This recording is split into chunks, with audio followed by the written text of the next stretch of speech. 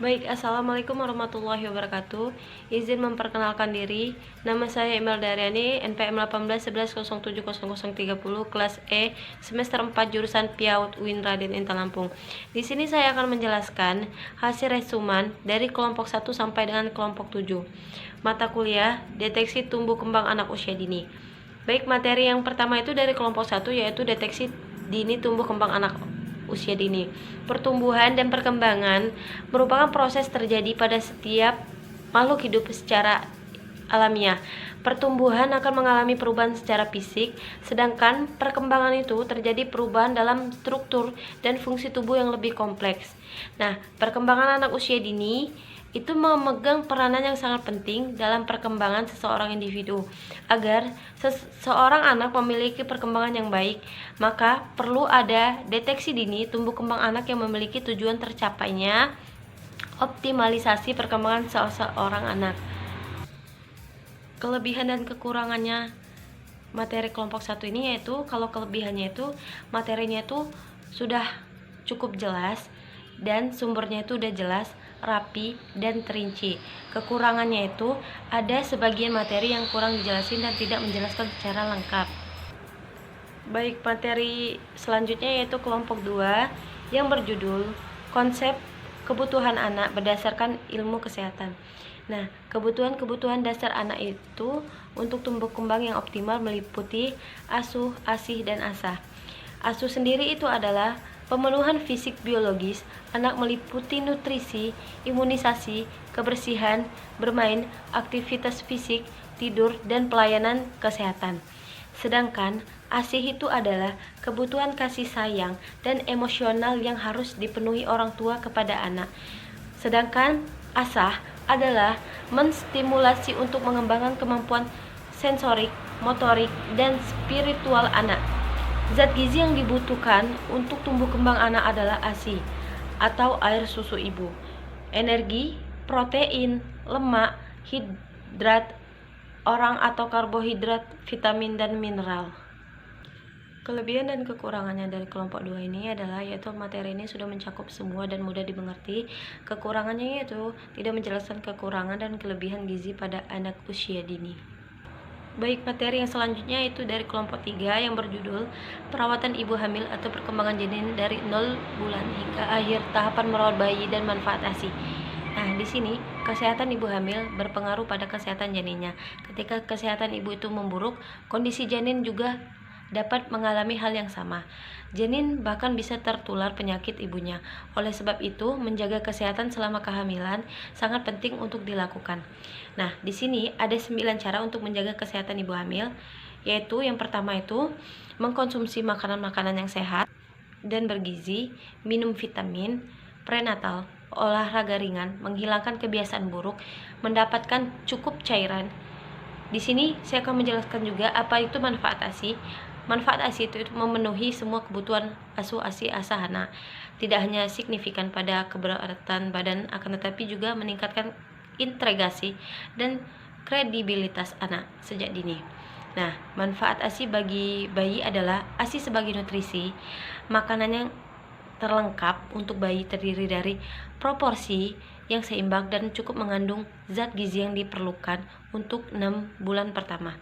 Nah, di sini kelebihan dan kekurangannya kelompok 3 yaitu kalau kelebihannya itu materi mudah dimengerti dan sudah cukup jelas.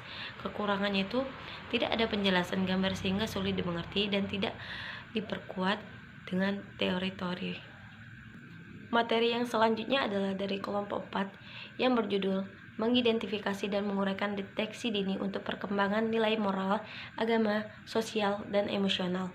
Nah, di sini deteksi dini itu adalah upaya penyaringan yang digunakan untuk menemukan penyimpangan kelainan tumbuh kembang secara dini dan mengetahui serta mengenal faktor-faktor risiko terjadinya kelainan tumbuh kembang tersebut.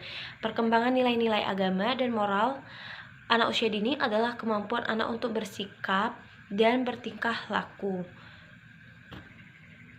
Adapun kelebihan dan kekurangannya dari materi kelompok 4 ini yaitu kelebihannya itu materi ini sudah cukup mudah dimengerti dan cukup jelas.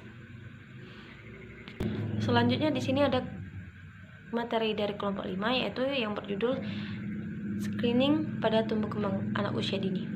Deteksi dini adalah upaya penyaringan yang dilaksanakan untuk menemukan penyimpangan kelainan tumbuh kembang secara dini dan mengetahui serta mengenai faktor-faktor resiko terjadinya kelainan tumbuh kembang anak tersebut. Nah, di sini ada alat-alat yang digunakan screening untuk anak usia dini, yaitu yang pertama itu ada kuesioner. Di sini saya akan menjelaskan kelebihan dan kekurangannya materi dari kelompok 5, yaitu kelebihannya itu bisa mengetahui alat apa saja yang untuk melakukan screening pada anak usia dini, dan kekurangannya itu materinya sangat singkat dan kurang lengkap. Baik, selanjutnya di sini saya akan menjelaskan materi dari kelompok 6, yaitu yang berjudul melakukan screening. Nah, screening ini merupakan kegiatan monitoring dan mendeteksi adanya keterlambatan perkembangan pada anak usia dini atau tidaknya. Nah, tujuan screening ini adalah untuk mengetahui tahapan pencapaian anak sesuai umurnya dan mengetahui ada tidakkah penyimpangan perkembangan. Nah, disitulah pentingnya screening agar bila memang ada keterlambatan pada anak usia dini, itu segera ada penanganan.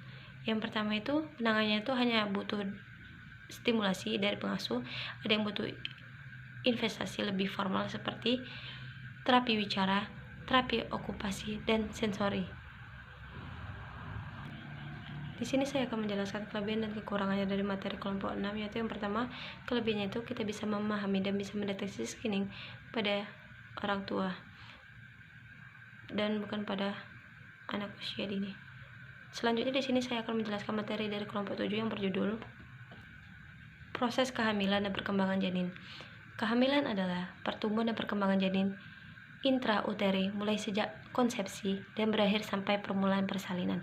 Kehamilan, nifas, bayi baru lahir, dan memilih alat kontrasepsi merupakan fisiologis dan berkesinambungan, dan tidak bisa dipungkiri bahwa masa kehamilan, persalinan, masa nifas, bayi baru lahir, hingga penggunaan kontrasepsi itu wanita akan mengalami berbagai masalah kesehatan. Di sini juga ibu membutuhkan kesehatan yang baik.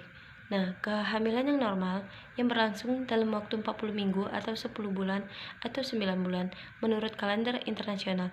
Kehamilan berlangsung dalam 3 trimester.